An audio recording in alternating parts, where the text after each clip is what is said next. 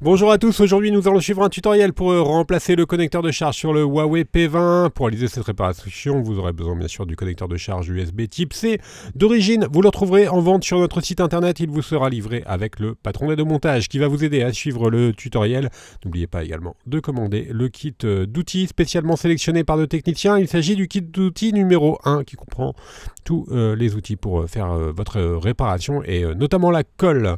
Vous retrouverez également le kit de réparation qui comprend la pièce détachée, le kit d'outils et le patron en version adhésif. En commandant ces pièces sur notre site internet, vous bénéficiez d'une assistance technique gratuite par chat, par téléphone et également par email, et vous bénéficiez également de 10% de remise avec le code YouTube. C'est une réparation qui est facile. En effet, la difficulté est notée 2,5 sur 5 et il faut compter environ 30 minutes pour remplacer le connecteur de charge sur le P20. Avant de commander la pièce, pensez bien à vérifier votre numéro de modèle du téléphone. Celui-ci se trouve au dos du téléphone et le P20, le numéro de modèle est le EML-L29. Et bien sûr, comme avant chaque réparation, pensez bien à éteindre le téléphone. Pensez également à retirer avec l'outil adapté le rack des cartes nano SIM qui est situé sur le côté du téléphone. Voilà, c'est à faire avant de commencer la réparation. Et dans la première étape de cette réparation, nous allons retirer bien sûr la coque arrière.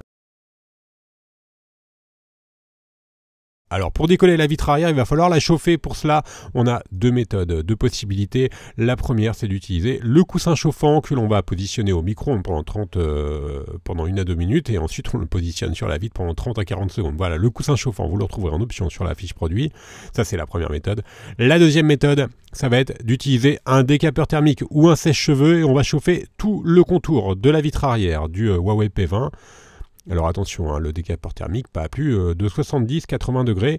On chauffe bien tout le contour du téléphone afin de pouvoir faciliter le décollage de la vitre arrière. Une fois qu'on a correctement chauffé le contour, on va utiliser la ventouse qui est incluse dans le pack d'outils et on applique la ventouse dans le coin inférieur droit. On va réchauffer un petit peu le coin inférieur droit pour pouvoir faciliter l'insertion du médiator en métal que l'on va positionner entre la vitre arrière et le châssis afin de créer un point d'insertion. Voilà pour le médiator en métal, et on enlève la ventouse et on va remplacer le médiator en métal par le médiator en plastique pour finaliser le décollage de la vitre. Une fois qu'on a inséré le médiator en plastique, on va enlever le médiator en métal, on repositionne un autre médiator en plastique et on n'a plus qu'à faire glisser les médiators sur tout le contour du châssis du téléphone afin de pouvoir décoller la vitre arrière. Alors en cas de résistance, si vous voyez que vous avez un petit peu de mal à passer le médiator, il suffit juste de réchauffer à l'endroit qui vous oppose une certaine résistance. Alors nous par exemple c'est sur le côté gauche, donc on réchauffe. Et comme ça, on pourra plus facilement enlever la vitre plus on chauffe et plus le décollage est facile. Attention, bien sûr, à ne pas trop chauffer non plus le téléphone. Il y a la carte mère qui est juste en dessous de la vitre arrière et également la batterie. Donc attention à ne pas trop chauffer. Une fois qu'on a bien dégagé toute la largeur du téléphone, on vient finaliser le décollage avec la carte en PVC. Alors vous allez voir sous la vitre arrière, vous allez avoir un film noir. Donc qui peut être légèrement froissé, comme c'est notre cas, c'est pas grave du tout. C'est juste un film qui sert à dissiper la chaleur. Donc même s'il est froissé, il fera toujours effet. Donc il n'y a pas de souci de ce côté-là. Maintenant on va déconnecter les nappes et pour déconnecter les nappes, il va falloir que l'on retire la plaquette du module antenne NFC qui est maintenue par 8 vis cruciformes. Donc bien sûr tous les outils sont inclus dans le pack d'outils, dans le kit d'outils numéro 1. Donc là, on enlève les 8 vis cruciformes. Pensez bien à repositionner les vis sur le patron d'aide au montage qui est inclus avec votre commande. Et ensuite, nous allons déclipser le module antenne NFC à l'aide du levier. Alors, on va mettre le module de côté et on va s'intéresser maintenant directement aux nappes. On va commencer par déconnecter la batterie à l'aide du levier en nylon. Et ensuite, on va déconnecter la nappe du connecteur de charge. Une fois que l'on a déconnecté la nappe du connecteur de charge, on va s'intéresser à la partie basse du téléphone. Et l'on va retirer les 5 vis cruciformes qui maintiennent le connecteur de charge.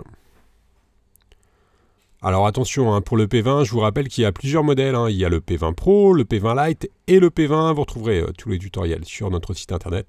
Là, il s'agit du P20. On a retiré donc les vis qui maintiennent le connecteur de charge. Ensuite, on va tout simplement, avec la pincette, retirer le cache métallique. Et on a un accès maintenant direct au connecteur. Donc on va pouvoir déconnecter la première nappe. C'est une nappe d'interconnexion qui relie la carte mère au module du micro. Et enfin, on va déconnecter le câble coaxial qui est positionné juste au-dessus du connecteur de charge. Il ne nous reste plus qu'à désengager le connecteur de charge de l'emplacement. Et la partie démontage est maintenant terminée. On va s'intéresser au remontage. Donc pour ça, c'est très simple. Nous allons prendre le nouveau connecteur de charge. On va le repositionner dans son emplacement d'origine. On fait bien attention à bien repasser le câble coaxial par-dessus le connecteur de charge. On vient repositionner le connecteur dans son emplacement d'origine.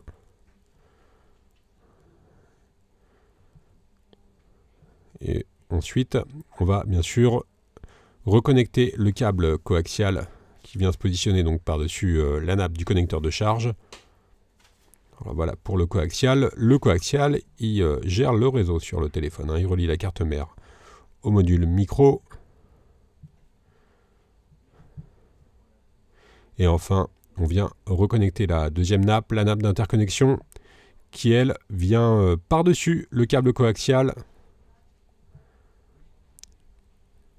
Voilà, pour la nappe d'interconnexion, on va repositionner les deux vis qui maintiennent le connecteur. Donc ce sont deux vis cruciformes. Et enfin, nous allons repositionner la plaquette qui vient se positionner juste au-dessus du module micro et qui est maintenue par trois vis cruciformes. Voilà pour la plaquette. Nous allons reconnecter les différentes nappes en commençant par la batterie et ensuite la nappe du connecteur de charge que l'on vient de repositionner. Enfin, la plaquette avec l'antenne NFC et le film dissipateur thermique qui est maintenu par les vis cruciformes. Donc on va repositionner bien sûr les vis. Alors ensuite, on va devoir recoller la vitre arrière. Je prends un petit peu d'avance sur le tutoriel. On va devoir recoller la vitre arrière. Bien sûr, comme avant chaque recollage, il faudra au préalable parfaitement nettoyer le châssis du téléphone. Et pour recoller, on va utiliser la colle B7000 qui est incluse dans le pack d'outils. Alors attention, ne prenez pas n'importe quelle colle. C'est une colle qui est spécifique pour les réparations de téléphone. Elle est livrée avec un applicateur. On positionne la colle sur tout le contour du téléphone et ensuite on vient appliquer la vitre arrière. Et il ne nous reste plus qu'à mettre le téléphone sous presse. Alors nous, pour cela, on utilise des pincettes. Elles sont en vente sur le site. Sinon, vous pouvez par exemple positionner le téléphone sous un livre. On attend environ 30 minutes le temps que la colle fasse effet. Éventuellement, vous nettoyez avec un chiffon humide les résidus de colle qui peuvent être sur le côté du téléphone et la réparation sera terminée. On va faire un petit récapitulatif des produits que l'on a utilisés pour réaliser cette réparation. Commençons bien sûr par le connecteur de charge USB type C d'origine. Vous le retrouverez en vente sur le site internet. Il vous sera livré avec le patron d'aide au montage. N'oubliez pas le kit d'outils ou le kit de réparation. On reste joignable par mail, par chat et également par téléphone.